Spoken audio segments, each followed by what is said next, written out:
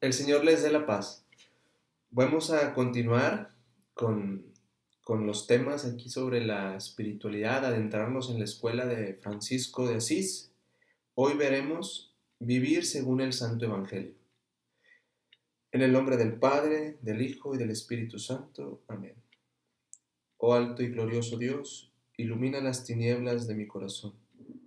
Dame fe recta, esperanza cierta, caridad perfecta, sentido y conocimiento, Señor, para que cumpla tu santo y veraz mandamiento. Amén. En el nombre del Padre, del Hijo y del Espíritu Santo. Partamos de esto. Tengamos en cuenta esto sobre el Evangelio. El Evangelio es testimonio directo de la vida de Cristo.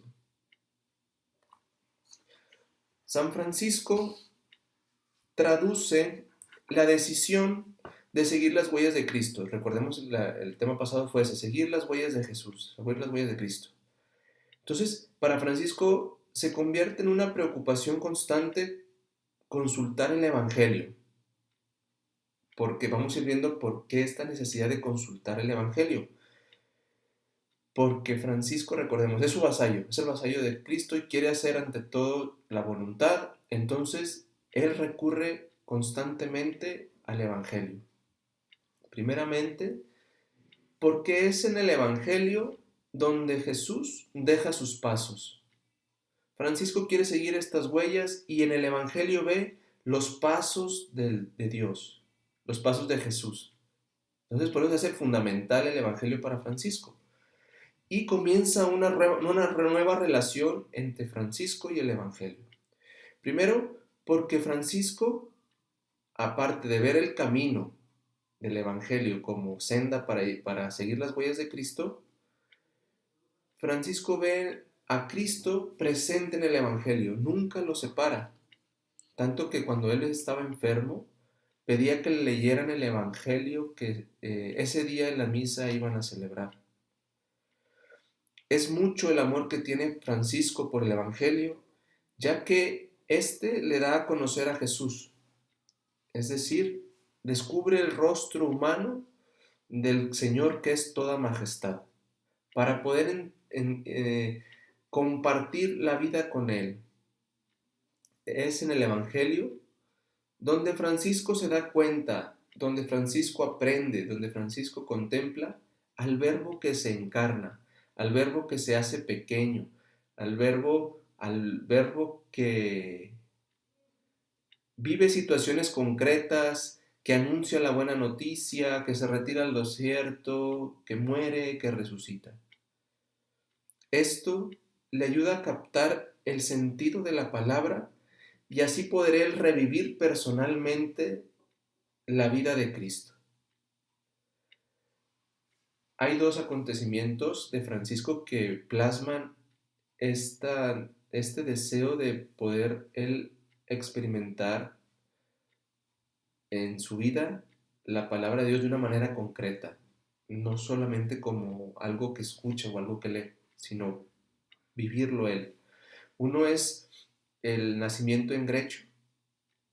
Francisco representa el pesebre y ahí él quiere imaginarse, quiere sentir, quiere ver cómo pudo haber sido que este Dios se hace pequeño y verlo él con sus ojos, sentirlo en su afectividad, en su cuerpo, en los sentimientos, todo, todo.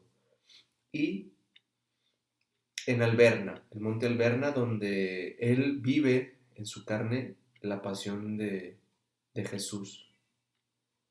Entonces, ya no es algo teórico, sino es algo práctico, algo vivencial. Así, los relatos lejanos del Evangelio se hacen cercanos para Francisco. Era tanto el tiempo que le dedicaba a leer y a escuchar el Evangelio que Francisco se lo sabía de memoria. En una ocasión, estando enfermo, un fraile le propuso leer un pasaje de la Escritura y el santo respondió: es bueno recurrir a los testimonios de la Escritura, es bueno buscar en ellas al Señor Dios nuestro. Pero estoy ya tan penetrado de las Escrituras que me basta y con mucho para meditar y contemplar. No necesito de muchas cosas, hijo. Sea Cristo pobre y crucificado. La lectura del Evangelio es para el pobrecillo de Asís no algo de recreación, no algo de no tengo algo que hacer y agarro el Evangelio y lo leo, no, sino que es un momento de meditación, pero un momento también para entablar y estrechar una relación ferviente de intimidad con Jesús. Es decir, para Francisco es el Evangelio alimento y la manera en que él, o una de las maneras que él, va construyendo una relación de cercanía, de intimidad con una persona concreta, que es Jesús. Recordemos, o ya se los había platicado, que Francisco, él busca hacer la voluntad de Dios en todo momento, es el vasallo de Dios. Y el Evangelio le da a conocer cuál es la voluntad de Cristo. Considerando al Señor presente en el Evangelio, Francisco hace el Evangelio su libro de consulta para la solución de sus problemas, inclusive cuando él está descubriendo, está en este proceso de conversión, él todas sus preguntas las consulta en el Evangelio. No busca otra fuente, sino que el Evangelio. Así comienza a haber una nueva dinámica de relación de Francisco con el Evangelio. Tanto que es tan profundo el respeto que tiene este santo por la palabra de Dios, ya que, como dijimos, Cristo está presente ahí, pero él lo extiende o quiere ver tanto la presencia de Dios en la Eucaristía como en la Biblia o con la palabra de Dios. Es decir, para Francisco tienen la misma dignidad de la presencia de Dios, la Eucaristía, como el Evangelio. Por eso, en la carta a los custodios, en el número 2, dice: os ruego que si se tratara de mí mismo, que cuando os parezca bien y veáis que conviene, supliquéis humildemente a los clérigos que veneren sobre todas las cosas el santísimo cuerpo y sangre de nuestro Señor Jesucristo, y sus santos nombres y sus palabras escritas que consagran el cuerpo. Con este mismo respeto, Francisco trataba tanto la palabra de Dios como la Eucaristía. Y es algo que nosotros también debemos tener en cuenta. No es tan más real la presencia de Dios en la Eucaristía como en la palabra escrita. Los dos son alimentos, se complementan y son momentos que tanto en la celebración eucarística, en la celebración de la misa, debemos nosotros venerar de la misma manera. Es algo para tener en cuenta y tal vez nos ayude a vivir nuestra celebración de manera diferente, con una disponibilidad y una apertura para el encuentro de Dios. Con este mismo respeto tratará Francisco a los sacerdotes, porque ellos consagran la Eucaristía y predican el Evangelio. Francisco expresa que en sus momentos de tribulación, de persecución, él quiere recurrir a los sacerdotes. Tengamos consideración esto también nosotros y recemos por los sacerdotes. Francisco va más allá de todo esto.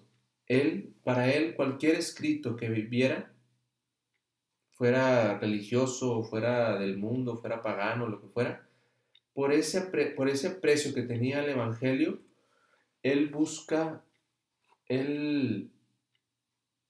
respeta lo escrito, la palabra escrita, porque para él esas letras componen el nombre primero de Jesús y también son parte del Evangelio. Entonces, para Francisco, todo lo relaciona con, con Cristo. Yo creo que esta es la expresión de esta vida centrada en Jesucristo, que todo lo relaciona con Él y todo lo quiere ver en Él o para Él.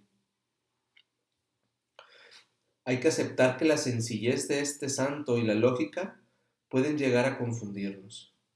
No veamos a Francisco como un santo chiflado o algo, sino que es el querer imitar a Dios, un Dios que se hace pequeño, un Dios que se hace sencillo, un Dios sencillo.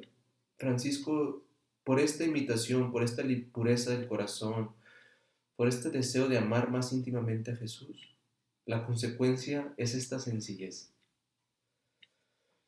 Por lo tanto, la vida del discípulo de San Francisco no puede tener más ideal que el Evangelio.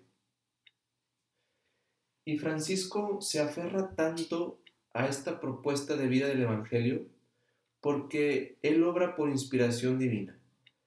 Para Francisco, la vida del Santo Evangelio es algo que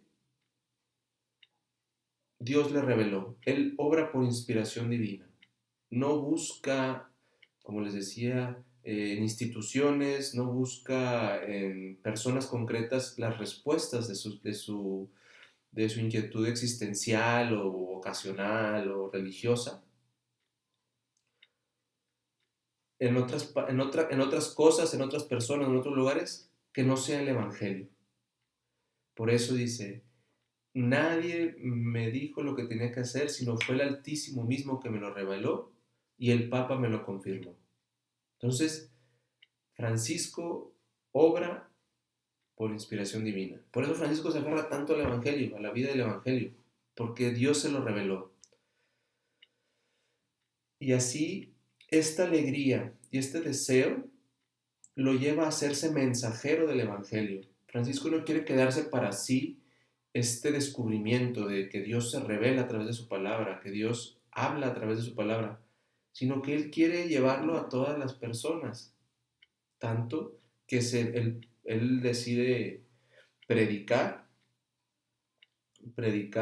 y propagar este evangelio, y también escribe, tanto que él manda a hacer copias de sus folletos, de sus cartas, y lo manda a que lo repartan. Dice él en la carta a los fieles, como soy siervo de todos, a todos estoy obligado a servir y a prestarles en servicio las olorosas palabras de mi Señor, por donde, considerándolo en la mente, que personalmente a causa de la enfermedad y debilidad de mi cuerpo, no podría visitar a cada uno, me he propuesto por medio de las letras presentes y de mensajeros, anunciaros las palabras de nuestro Señor Jesucristo, que es palabra del Padre, y las palabras del Espíritu Santo, que son espíritu y vida.